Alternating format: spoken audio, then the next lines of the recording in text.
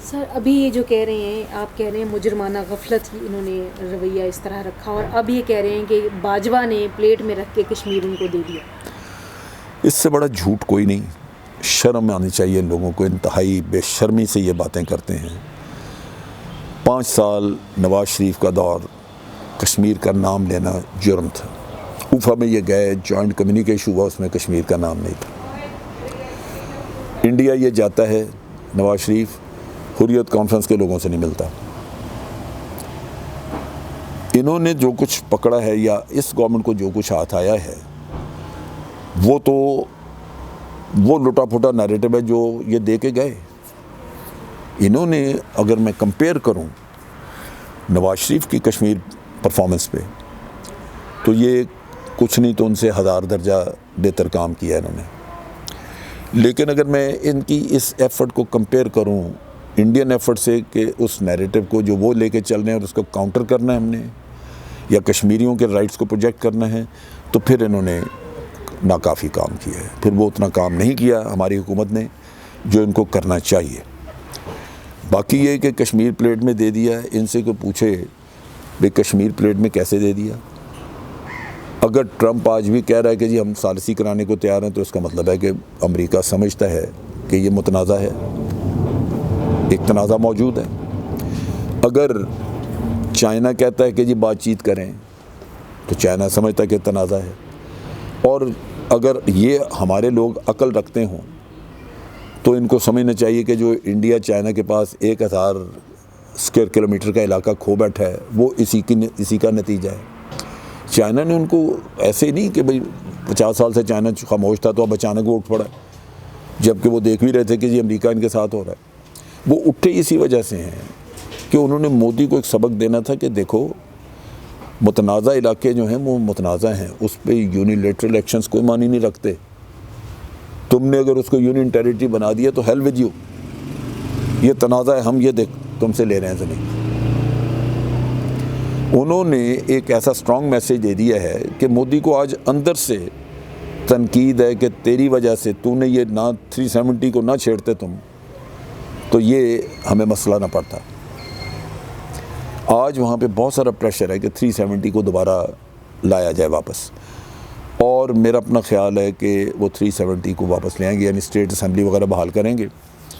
उसके लिए उन्होंने फ़ारूक अब्दुल्ला को लॉन्च किया है, जिसने वो 11 पार्टियों का इत्तेहाद वाला बनाया है। फ़ारूक अब्दुल्ला को उन्होंने छोड़ा ही इसी चीज़ पे है कि तुम जाके राह हमवार करो, तुम्हारी डिमांड यही होनी चाहिए कि 370 बहाल करो, हम कर देंगे, तो आज़ादी वाला किस्सा पीछे रह जाएगा। और इसमें आर्टिकल 35A जो शरीयत से रिलेटेड है, वो वापस नहीं करेंगे। स्ट्रेटजिक गेन उसमें है कि वहाँ पे आबादी का तनासब बदल दिया जाए। बाकी ये कि आपकी अपनी असम्बली आप चलाएं, करें, जो भी, वो एक स्टेट रियासत का दर्जा दे देंगे। और फ़ारूक अब्दुल्ला इसके लिए लग गया है, वो एक कंसेंसस डेवलप कर रहा है। वो जनरली जो लोग मुतनफ़र थे 370 के जाने के बाद, बड़े भारत के मुखालिफ हुए थे, वो बहाल हुआ तो ठीक हो जाएंगे। भारत ने, जब हम उनकी फ़ॉरेन पॉलिसी स्टडी करते हैं पाकिस्तान के मामले में, तो उन्होंने 2-3 काम ऐसे किए जो उन्होंने डिक्लेयर किए, और हम बेवकूफ़ों की तरह सुनते हुए भी उस पर हमने कुछ नहीं किया। और इसका मुजरम मियाँ नवाज शरीफ, क्योंकि ये 5 साल उसके दौर में ये चीज़ चली। उन्होंने कहा जी कि पाकिस्तान को हमने दुनिया में आइसोलेट करना है। ये आपने भी सुना होगा। आइसोलेशन का मतलब यह है कि पाकिस्तान का कोई दोस्त ना रहे, पाकिस्तान की बात पे कोई यकीन ना करे, पाकिस्तान अपना दुख अगर बयान करना चाहे तो सुनने वाला कोई ना मिले। और अगर दुनिया में किसी भी मुल्क की हालत हो जाए तो आप सोचिए कि वो क्या कर सकता है। अब ये एक उनका गोल था जिसके लिए वो करना शुरू किया। उस पर उन्होंने ये अप्रिशिएट किया कि आज दुनिया में सबसे ज़्यादा सेंसिटिव इशू जिसके ऊपर दुनिया फ़ौरन खड़ी हो जाती है किसी के अगेंस्ट या फॉर, वो है टेररिज्म। अगर कह दिया जाए कि ये फ़लाँ मुल्क टेररिज्म कराता है, ईरान के ऊपर उन्होंने इल्ज़ाम लगाया, बड़ी शदीद पाबंदियाँ लग गई। अब वो पाकिस्तान के ऊपर कैसे टेररिज्म का इल्ज़ाम लगाएं? चुनाचे उन्होंने ये फॉल्स फ्लैग ऑपरेशन करने शुरू किए। एक इंटेलिजेंस के साथ मिलकर कॉम्प्रिहेंसिव प्लान बनाई, और उस प्लान के तहत वो पाकिस्तान को दुनिया में बड़ी हद तक कामयाब हो गए ये बताने में कि पाकिस्तान टेररिज्म करवाता है। दूसरा जो काम उन्होंने करना था वो ये था कि इसी टेररिज्म को उन्होंने लिंक करना था कश्मीर के अंदर जो जद्दोजहद है वहाँ के साथ, कि ये वहाँ पे जेन्युइन स्ट्रगल नहीं है कश्मीरियों की, बल्कि ये पाकिस्तानी हैं जो कि आके वहाँ पे गड़बड़ करते हैं, पाकिस्तान टेररिज्म करा रहा है, ताकि कश्मीर इशू जो है उस पे लोगों के साथ सिंपथीज़ ख़त्म हो जाए इंटरनेशनल कम्युनिटी की।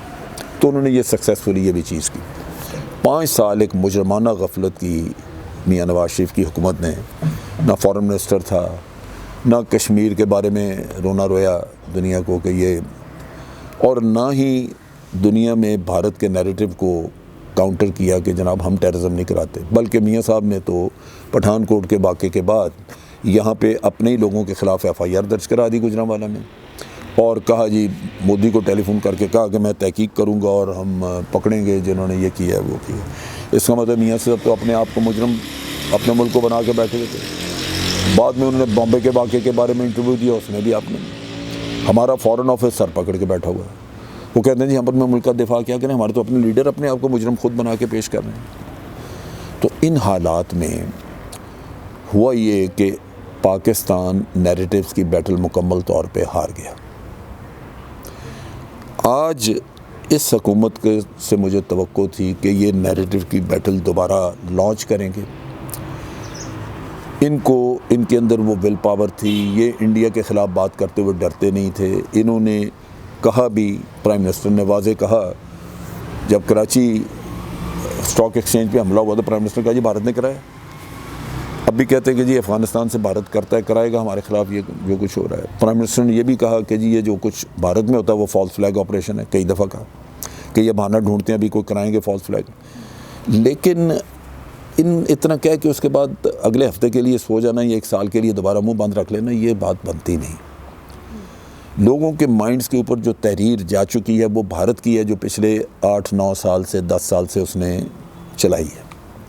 आपने लोगों के जहनों से, अब दुनिया में बैनुल-अक़वामी जहन से वो आपने तो एक इरेज़ करनी है वो चीज़, अपना नैरेटिव यकीन कराना। इसके लिए आप सोचिए कितनी मेहनत की ज़रूरत है।